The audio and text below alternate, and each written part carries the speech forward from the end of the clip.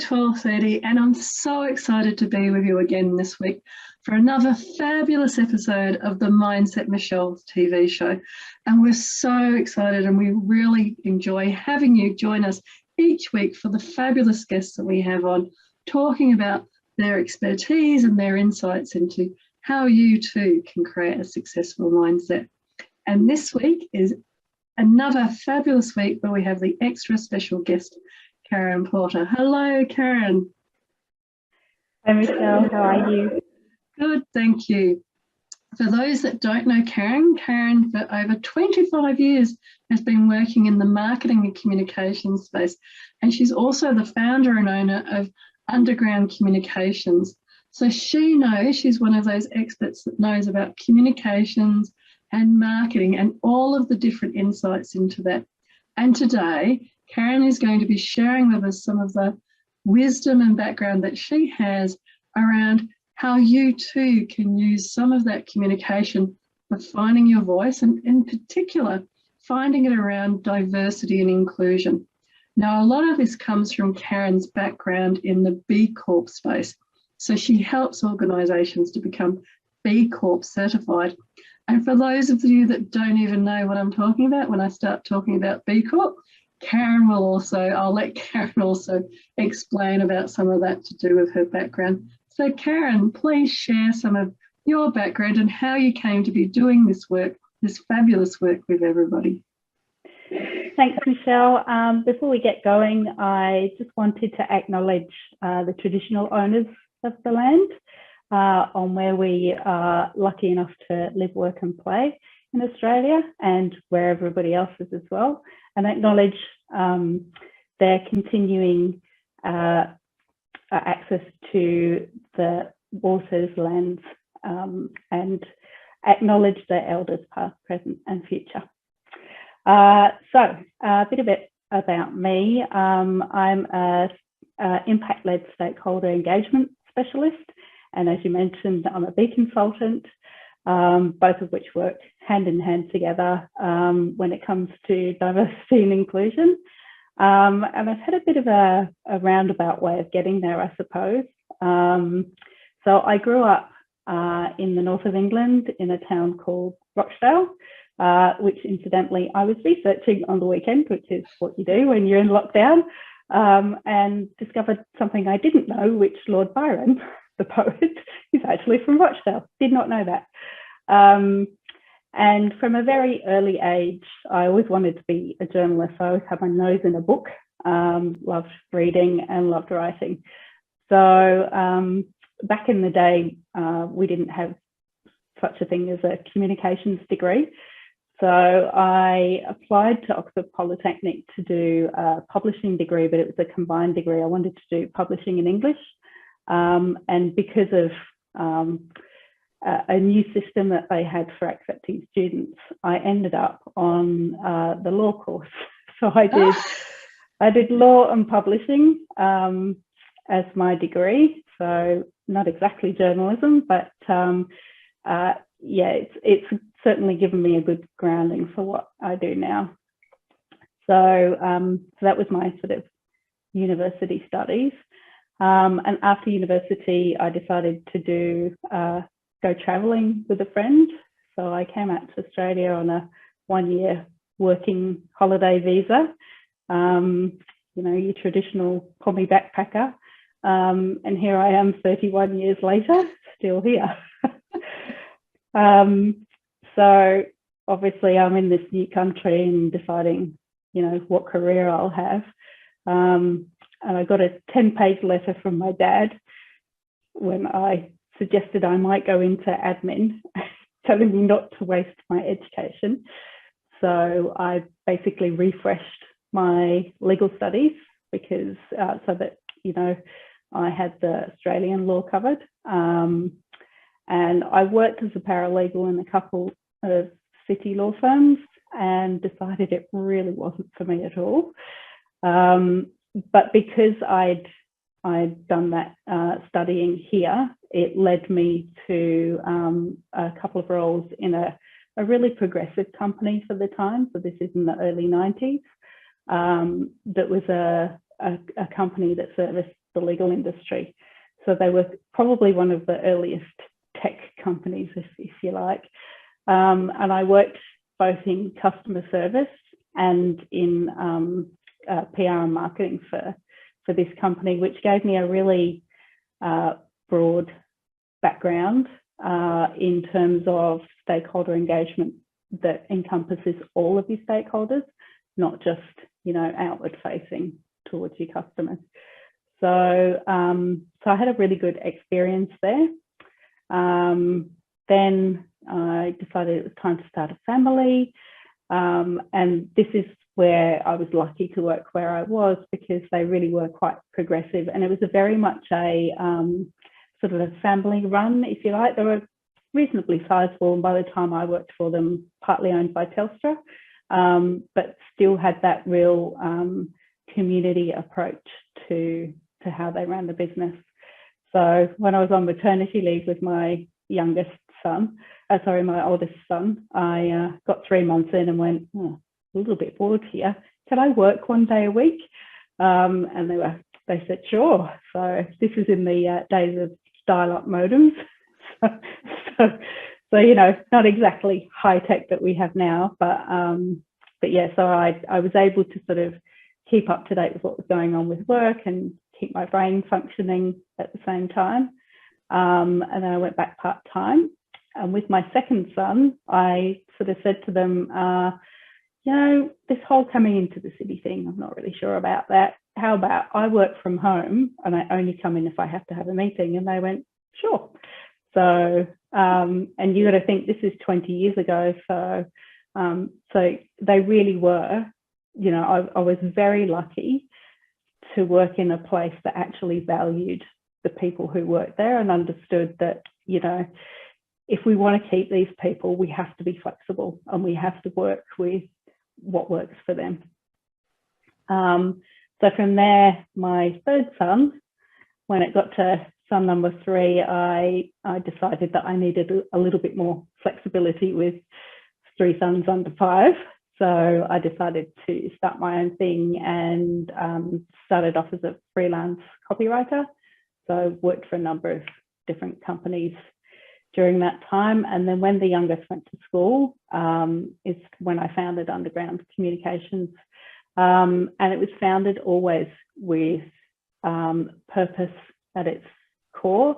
Community is our core value, and with the intention of helping companies to really embed the values of community in, you know, the projects that they were doing, as well as sharing their stories of impact. And, you know, so I talked about purpose right from the beginning. And in 2012, I saw a lot of glazed eyes because it wasn't really a thing back then. But I persisted, and here we are, in a world where purpose isn't necessarily something that is not understood anymore. What a story, Karen. I mean, wow. Thank you for explaining it and helping people to understand, because I think understanding people's backgrounds and where they've come from, especially there'll be many migrants watching this and hearing your story of, you know, coming here for a year and being here 31 years later. They will also be hearing that and go, oh yeah, they've got a very similar story of they came for a vacation, fell in love with the place and stayed. And I love that evolution, and also that role modelling you had from that company about that diversity of thinking around, especially in those days with the dial-ups, that diversity of thinking around, well, people don't physically have to be sitting in the office to be productive and working. You can actually have people at home doing the work, and especially in the days before now, when it was kind of heresy to kind of even suggest it, right the way through to how, and that's what we'll talk about with the questions today, around that creating that success mindset. And I love that evolution to where you're able to create your own company and have purpose as the focus for that company. And do you want to just quickly, all those people that don't know what a B Corp is, just define what a B Corp is. Sure. So the B Corp movement was started back in, I think, 2007 in the US by, it's a non-profit called B Lab. And basically, B Corp certification, it's a very rigorous process. You start with an online assessment. So it's essentially you start with a self-assessment, but the rigor comes in that once you submit that assessment, you also have to provide them with the documentary evidence that supports your answers. So the assessment is around 5 impact areas. So governance, workers, community. But maybe not so much the details, but what does it mean? So you go through the process, and what maybe does it mean? Yeah. So looking at all those impact areas, though, it's like that's a significant part, because what it means is it's not just around, people think of it as being about sustainability, but it's actually about how you run your organisation, you know, how you treat your workers and the community, whether you consider the environment in your decisions, and the kind of customers that you work with as well.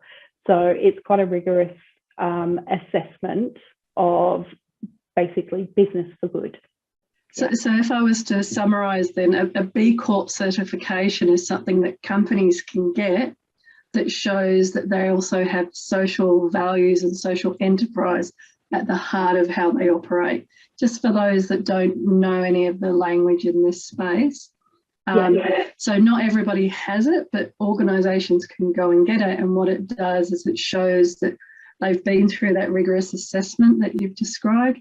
And that assessment and that testing shows that they, at the heart of the organisation, have those values and purpose around it. Yeah, and it's specifically for for-profit businesses. So it's not a certification for non-profits per se. So if you've got charitable access, then you can't certify. But it is specifically, you know, designed for companies that are in business for profit, but not profit at any cost. It's about recognising that, you know, being a financially sustainable business means that you can still do things for impact as well. You can still do good for the country, the community, and for the planet. And with all of these amazing different elements, it's interesting, Len, with your lens, what do you think is success? What does success mean to you? Yeah, actually, my concept of success has actually changed quite a bit in the last couple of months. I used to put a lot of store in, you know, we've won awards, you know, we were nominated, which I'm still really proud for this. So we've been recognised as Best for the World B Corp. So sort of 2 years in a row. We skipped 2020 because I didn't award them in 2020, but so Best for the World Community, which that's okay because it's not really about us, it's about what we do for others. So, you know, I think my perception of what success was really influenced externally, you know, as what you perceive, you know, you've made it when you achieve all of these different things. But 2 months ago, I was diagnosed as having ADHD, and that has completely flipped my thinking on what success is. And, you know, I now don't feel pressured to put my standard of success based on what other people think. It's purely internal to what I perceive success looks like. And I think, you know, from a personal level, I perceive success for me has been, you know, having been a single parent for 8 years and raising and you know, growing a business at the same time. Obviously that comes with a lot of challenges and split attention and, you know, worrying that you're not giving the attention to either of them. But success on a personal level is that I have such an excellent relationship with my sons. So they're almost all adults now. Just one, the youngest will be an adult at the end of this year, but just seeing how their approach to life, how considerate they are, how they care about the planet and other people, and they are so inclusive. That to me is success, because I have successfully shared my values, to the next generation, and they've picked them up. So what wonderful. Yeah, what wonderful reflections of your children, your three sons. But I want to pick up on that transition firstly from, the external, the awards and the worldly kind of success, and then the awareness and the prognosis 2 months ago of the ADHD, and that helping to shift to start to value the interpersonal relationships, the values of your son, all of those different elements that helped you to then see that internally, that definition of success grew to have more meaning for you. So given that we're covering quite a wide range of topics here, from, moving to a new country, raising children, raising a successful and growing a successful business, and then, the B Corp, and there's many different avenues and topics here, but I think we kind of came around the idea that diversity and inclusion was something that would kind of encompass so many different threads here. So in terms of diversity and inclusion, especially around COVID, what might be some tips to help with mindset and creating that successful mindset that you would like to share with people today? What comes to mind for you with that? So I think a really key one for me is always looking to improve, which might not seem like it's a diversity and inclusion avenue, but it really is, because I think especially, if you are putting humans and people at the center of all of your decisions, then you're always looking for ways to improve both externally and internally. And that really requires you to make sure that you're creating an environment where everybody gets a voice. They have, the ability to contribute no matter where they are in the organization. So, it's not only leadership that gets to make decisions or inform decisions. If you've created that environment, which is a safe space. So for example, for us, one of our values is risk taking. And that seems unusual, I know, but the explanation is that we fail forward. So I've created an environment where I want people to try new things because it's safe for them to experiment and not necessarily achieve what they set out to, but they're actually trying new things and innovating. And I think if you create a safe space that is inclusive of everybody, then you can only improve. I think this is a great point around, and we work with ourselves, work with clients a lot around, if you're not aiming and moving forward, then you're stagnating. So I like the elements that you're describing underneath it. I'm thinking of that as like an umbrella, and underneath that there's the permission to fail, the permission to explore, the permission to this, the permission to that, because I think as leaders, the role is to create that environment, that capsule where people can feel like outwardly and inwardly, I like the distinction you made there as well, they can feel like they can keep moving forward, and also to understand that if they're not making the informed choices themselves to move forward, then other people are moving them forward for whether they like it or not. Yeah. And I think that that's a really important thing for people to understand. If they think, oh, I'm too tired, I'm this or that, they will still move forward. It will just not be under their control. So Really wonderful points there. Yeah, thanks. And then I guess another thing I would say is don't think that you have to have all of the answers. And it's related to the first point, and I think it's so important. Coming back to that concept of the leadership team are the ones who make all the decisions, or the leadership team is are the ones who inform all the decisions.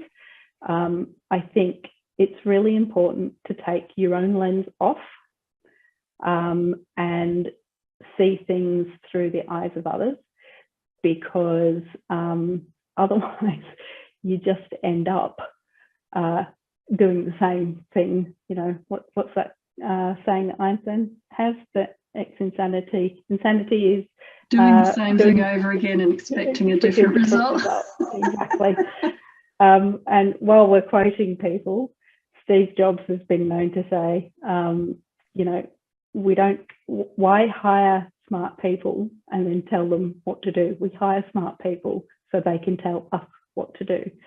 And it's the same from a diversity and inclusion perspective as well, is that, you know, there's no point hiring people who are just like you, because you end up in the same space. And, you know, you don't have a robust, innovative organization that can grow and scale if you're just looking through your own lens all the time. That's where I love to bring in the mindfulness element, because especially when I'm doing workshops where we co-create the outcomes at the beginning, there may be some material and some information and knowledge that needs to be gained throughout that workshop, but how we go about learning those elements. And also I love it when we're talking in the diversity and inclusion space, because the perception and the lens, and I talk in lenses all the time, the lens that people bring to those discussions are all so different. And it's amazing how you can look at the same thing. It's that in management, I'm not sure if you've seen it, but they use the soccer ball, where half the soccer ball is white and the other half the soccer ball is black. And you talk to people about how if you're looking at the ball from either side, you could say this ball is black and this ball is white, and people are both right. So that's where understanding the lenses, which comes from cultures and experiences and backgrounds, can really, I love that point that you're saying, because it really helps to then understand that, you know, you could be saying black and white and both be right, as opposed to there's one dominant right or wrong, but it's having that variety of ideas and thoughts that can help you to come up with the best solution or a better solution. Yeah. And I think also, you know, it's not just right or wrong. It's understanding that, or realizing that we are conditioned by who we are, and it's a continuous evolution. You know, so even if you uncover an unconscious bias that you didn't know you had, it doesn't mean that suddenly, you know, that's the answer to everything, because, you know, as you go through life and work and business and you interact with even more people, you've got the opportunity to get the perspective on something from a different way, from somebody else's lived experience. And I think it's important to recognize that not everybody has the same lived experience, and that's why, you know, it's important to take your own lens off occasionally, because otherwise you miss the opportunity of creating something innovative from somebody else's perspective. So true. And I love it when you see the cartoons that talk about how with COVID they keep saying we're in the same boat together, and then people come back and have different pictures of different types of boats to reflect, you know, you might be on a luxury yacht, but I'm on a little minnow, or, you know, I'm on a cruise liner enjoying myself by going to the movies, etc. say WA, which don't have any lockdowns, compared to, you know, we're all sitting at home in New South Wales and Victoria at the moment. So that perception, and I think that the different types of boats is a good way of thinking of those different lenses. Again, not right or wrong, but just those differences that people have when looking through things. And what else do you think, especially around COVID, is something that can help people with the mindset around diversity and hearing those less vulnerable voices at this time? Yeah, look, I think you really hit on the nail on the head with that analogy of the boat. I think recognizing that, not diminishing anybody's experience, because, you know, I think we've all sort of said, you know, I'm not feeling great, but I live in Australia. You know, I'm not on the street. I've got this lovely home, whatever.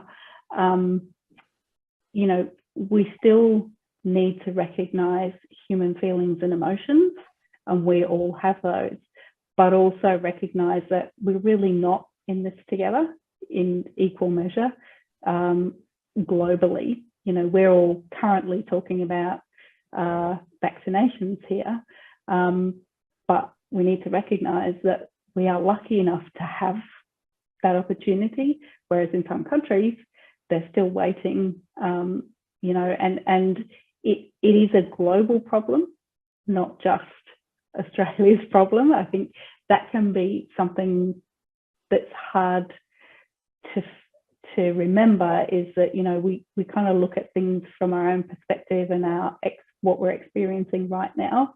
And the Australian perspective is that we've gone into lockdown, the rest of the world's opening up, we've gone into lockdown, and you forget that, you know, the tables were turned, and things can change at any moment. So I think from the diversity and inclusion perspective, I think it's important to recognise that, you know, we are still part of a global community, even though we've been shut off from the world for a bit. And I love that relativeness element that you were bringing in there. So even with my funny little analogy about the different sizes and shapes of boats, that whatever your experience is, to really own that and to embrace that, even if you recognise that, you know, you're well off compared to other places or other situations, whatever that may be, to still own that your experience of it is actually just as valid and just as important, especially with people's mental health issues and the way that the stresses of what's happening at the time. I think it's, the diversity in our element is being able to see with that different lens all of these different relativeness, but still, yes, I agree, embracing your own experience of what it means for you in your own situation. Yeah, and I think that's a really important point, because in any diverse situation, it's not about, we've got to remember, it's not about people who look like me creating space for people from other diverse backgrounds. It's about us working together. And so we need to understand that we are all human beings. Yes, we need to recognise our privileges, but also we are human beings working together. And we're all human beings at the end of the day. And so if people wanted to contact you after today, Karen, what would be the best way of contacting you? So my best contact is on LinkedIn. I tend to hang out there quite a bit. So it's Karen Porter Oz is my LinkedIn name. So that's definitely the best place to Thank you. And if there was quickly one or two words that you would say or share with your younger self, what would that be? Don't lose your curiosity and the need to solve problems, because that's what's going to keep you going when things may seem quite tough, and you'll never run out of great books to read. You'll never run out of what, sorry? Great books to read. Great books to read. Don't worry. Fabulous. Yes, there are so many books out there. Well, What an amazing day, and I can't believe how quickly the time has flown, but thank you so much for being on the show today, Karen. Thanks for having me, Michelle. It was really good fun. Wonderful, and thank you to everybody out there for watching again. It's been another incredible and insightful, I can't thank Karen enough, another very different lens again of looking at what types of skills and tools and tips to use to create that successful mindset, and looking at it this week from that diversity and inclusion element. So I encourage everybody out there to really again look at things and think about it in terms of the different lenses and other elements that we've spoken about today. But until next week, from my heart to your heart, be great, be fabulous, and be you.